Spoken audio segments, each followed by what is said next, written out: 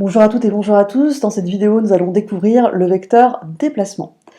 Alors, considérons un objet mobile et modélisé par son centre d'inertie noté par la lettre M. Je vous indique ici la trajectoire et le sens du mouvement de cet objet. Supposons qu'on réalise maintenant une chronophotographie de ce mouvement. Voici ce qu'on pourrait obtenir par exemple.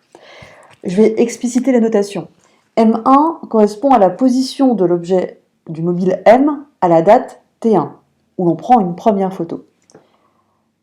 L'objet se déplace, à la date T2, on prend une deuxième photo lorsque l'objet se trouve à la position notée M2.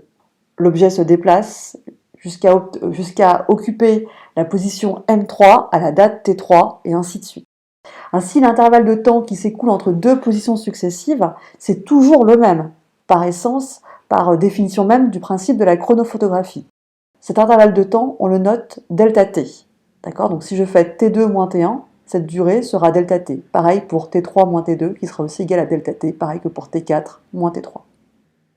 Par définition, le vecteur déplacement entre deux positions, I et I plus 1 par exemple, est défini par le vecteur allant de la position MI à la position MI plus 1.